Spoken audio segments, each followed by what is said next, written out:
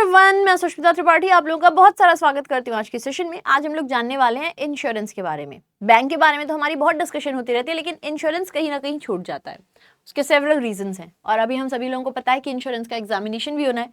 तो इन सब के मध्य में हम जानेंगे कि इंश्योरेंस एग्जैक्टली है क्या, और बहुत ही ब्रीफ में, जिसको हम लोग अगली क्लास में पूरा कवर करेंगे, टाइप्स ऑफ इंश्योरेंस, और अभी हाल फिलहाल में इसमें जो भी बदलाव हुए हैं उसके बारे में जानेंगे। इन सबको जानेंगे, लेकिन उससे पहले आप सभी लोगों का मैं बस 2 मिनट लेना चाहूंगी और आप लोगों को मैं बता दूं कि यदि आप हमारे साथ में तैयारी करना चाहते हो तो आप हमें हमारी पेड क्लासेस में ज्वाइन कर सकते हो। अभी फिलहाल में हमारे वहाँ पे ये डबल बेनिफिट सेल चल रहा है, जिसके अंतर्गत अगर आप हमारे महापैक को लेते हो 6 मंथ, 12 मंथ, 24 मंथ्स, जितने भी टाइम का आप लेते हो उतने टाइम तक हमारी तरफ से जितनी भी कोर्सेज आएंगे आप उन सभी को आसानी से एक्सेस कर सकते हो। 80% का डिस्काउंट आपको देखने को मिल रहा है। एक बार ही पेमेंट करोगे और उतने टाइम तक की जो भी जैसे भी कोर्सेज होंगे आप सभी को एक्सेस करने पाओगे। तो ये जो वैलिडिटी है, ये जो ऑफर है, ये कुछ ही समय का है। अगर आप इसमें लेते हो तो आपको सस्ते में काफी बैचेस मिल जाएंगे और आप हमारे साथ में अपनी जो तैयारी है उसको भी काफी बेहतर कर सकोगे। खैर, अब चलते हैं और हम लोग समझते हैं इंश्योरेंस के बारे में। सो बेसिकली इंश्योरेंस क्या है, आप ऐसे समझिएगा कि एक तरीके से इंश्योरेंस को हम कहेंगे कि ये एक फाइनेंशियल मेजर होता है। मतलब क्या कहोगे आप लोग, आप इसको कहोगे कि जो इंश्योरेंस है ना, इंश्योरेंस एक तरीके से फाइनेंशियल सेफगार्ड होता है। यानी ये सेफगार्ड कर रहा होता है, किस चीज को सेफगार्ड कर रहा होता है कि हम रिस्क को कैसे मैनेज कर रहे हैं। कहने का अर्थ है कि जब आप इंश्योरेंस लेते हो, सपोज करो लाइफ में दुनिया भर के बहुत सारे रिस्क हैं, है ना, ऐसा तो है नहीं एक दो, बहुत सारे हैं जो कि रिस्क होती हैं लाइफ में। अब जीवन को ही हमारे रिस्क होता है, कल को कौन रहेगा कौन नहीं रहेगा, नो वन नोज। तो दुनिया भर की ऐसी चीजें हैं जो हमारी लाइफ में हम लोग फेस कर रहे होते हैं। अब ये जो भी ऐसी रिस्क होती हैं, इसको हम लोग कैसे कम कर सकते हैं। देखो, आने वाले इवेंट को कोई नहीं जानता है कि अगला क्या हो जाएगा, अगले दिन अगले पल क्या हो जाएगा, लेकिन अगर हम लोग आज से प्रयास में लगे हुए हैं तो हम लोग उसको मिनिमाइज कर सकते हैं। इंश्योरेंस में क्या होता है कि इंश्योरेंस की कंपनीज होती हैं जिनको हम लोग इंश्योरर कहते हैं। तो ये जो इंश्योरर होते हैं ये लोगों की इंश्योरेंस करते हैं, जिनको हम इंश्योरी कहते हैं। इंश्योरेंस करते हैं तो आपसे कहते हैं कि आप हमें कुछ पैसे दो। तो यहाँ पे जो व्यक्ति, जो कस्टमर होता है, वो इंश्योरेंस कंपनीज को कुछ पैसे देता है, जिसको हम कहते हैं कि ये प्रीमियम है। ये इन्हें पैसे पे करता है प्रीमियम के रूप में, और इसी प्रीमियम के आधार पर इंश्योरेंस कंपनी इन्हें इंश्योरेंस देती है। इंश्योरेंस देते वक्त इन लोगों की अपनी अलग अलग शर्तें होती हैं कि किस सिचुएशन में आपको कितने पैसे मिलेंगे, और जरूरी नहीं है कि अगर आपने इंश्योरेंस कराया तो आपको सारे पैसे मिल ही जाएं। कभी कभी, अब जैसे किसी ने फायर इंश्योरेंस कराया तो उसमें है कि अगर फायर होती है तब आपको वो पैसे मिलेंगे, नहीं होती है तो नहीं भी। तो इसमें क्या होता है, बहुत सारे लोगों के द्वारा इंश्योरेंस कलेक्ट होता है, और अगर किसी के साथ ऐसी घटना घटित होती है तो उसे उसका लाभ क्या दिया जाता है, उससे उसको कंपनसेट किया जाता है। So that is what is insurance.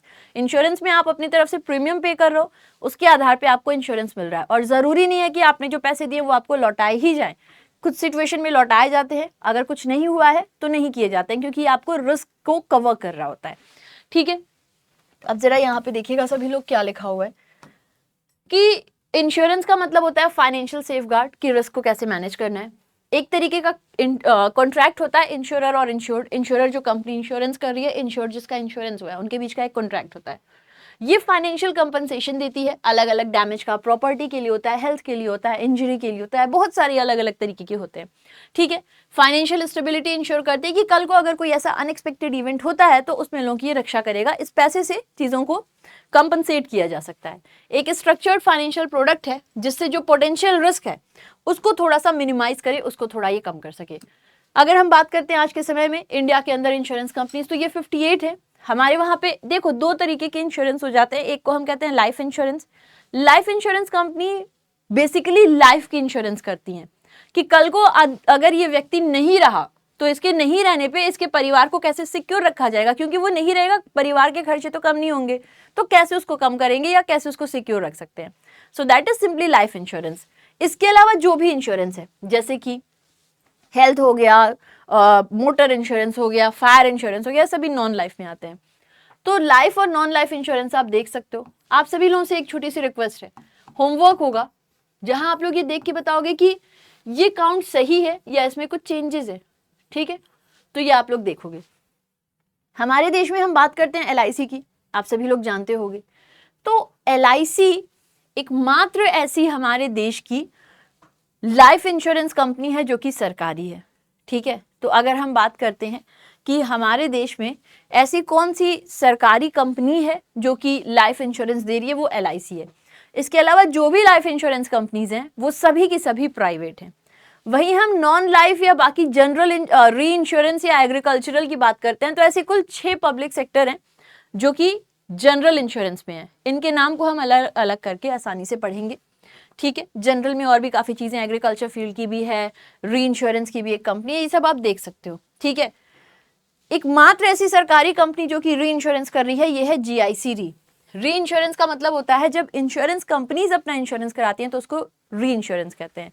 तो जो ऐसी सरकारी कंपनी है जो री इंश्योरेंस करती है इसका नाम है जनरल इंश्योरेंस कंपनी।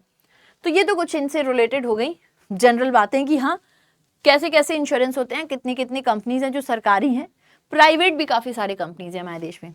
अच्छा, जैसे बैंकिंग सेक्टर को देखने के लिए बैंकिंग रेगुलेशन एक्ट है, RBI का एक्ट है। वैसे इंश्योरेंस को देखने के लिए इंश्योरेंस का अपना एक्ट है और ये एक्ट है 1938 का। तो इंश्योरेंस एक्ट 1938 का है जो आप लोग देख सकते हो।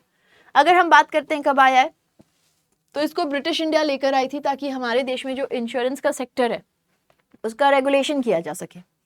अगर हम इसकी बात करते हैं स्टैट्यूटरी और इंस्टीट्यूशनल फ्रेमवर्क, तो अपने देश में इंश्योरेंस इंडस्ट्री से जुड़ी हुई जो भी महत्वपूर्ण डिसीजंस होते हैं वो इसी अधिनियम, इसी एक्ट के अनुसार लिए जाते हैं। और इस एक्ट का बहुत बड़ा योगदान है IRDAI की क्रिएशन में। IRDAI यानी कि insurance regulatory development authority of India, इसकी क्रिएशन में इसका बहुत बड़ा योगदान है। IRDAI वो संस्था है जो हमारे देश में इंश्योरेंस सेक्टर को रेगुलेट करती है, जैसे RBI बैंक को करती है वैसे इंश्योरेंस को करती है। अगर हम बात करते हैं अपने देश में इंश्योरेंस के बिजनेस का, तो दुनिया भर की अलग अलग तरीके की जो इंश्योरेंस की पॉलिसीज हैं, लाइफ, हेल्थ, जनरल री इंश्योरेंस, इन सभी को इस एक्ट के अनुसार ही कहीं ना कहीं फ्रेम किया जाता है। मतलब आप ऐसे समझो कि ये वो एक्ट है जो हमारे देश में इंश्योरेंस को पूरी तरीके से देखने का काम कर रही है। एजेंट्स और इंटरमीडियरीज की हम बात करते हैं तो हमारे देश में यदि कोई एजेंट है जो इंश्योरेंस देने का काम कर रहा है, कोई इंटरमीडियरी है, तो इस केस में जो भी इंश्योरर्स होते हैं उन्हें इस एक्ट के अनुसार ही अपॉइंट करने होते हैं एजेंट्स वगैरह। जैसे आप देखते हो कि कोई LIC का एजेंट है, कोई कहीं का एजेंट है, तो इनका जो अपॉइंटमेंट वगैरह होता है ना, वो सब कुछ एक फ्रेमवर्क के अंतर्गत होता है। आप ऐसे समझो कि हमारे देश में जो भी फ्रेमवर्क है जिसके अनुसार इंश्योरेंस के तमाम डिसीजंस लिए जाते हैं, उसके लिए इंश्योरेंस एक्ट 1938 है, ठीक है। खैर, तो अभी फिलहाल में इंश्योरेंस जो है ना, सरकार का मोटिव है कि सरकार हमारे देश के हर एक व्यक्ति को इंश्योरेंस मिल सके सन 2047 तक।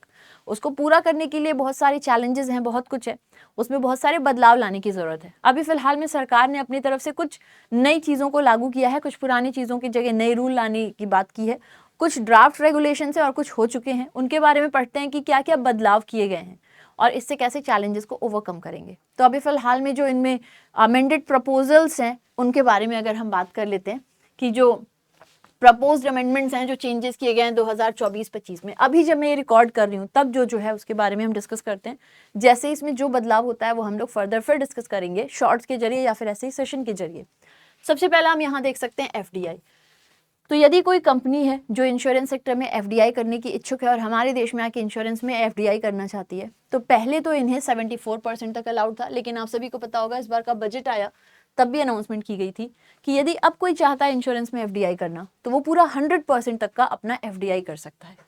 अगला, composite licensing. Insurer may be allowed to operate across multiple insurance classes, life, health, general reinsurance under a single, यानी कि अभी तक क्या था कि आपको लाइसेंस अलग अलग लेना था, क्योंकि life insurance, non life insurance दोनों दो सेक्टर्स हो जाते हैं, तो आपको अलग अलग लाइसेंस लेना था। अब एक कंपोजिट लाइसेंस की बात हो रही है कि एक ही लाइसेंस से आप life insurance, non life insurance, general insurance सब कुछ दे सकते हो, ठीक है।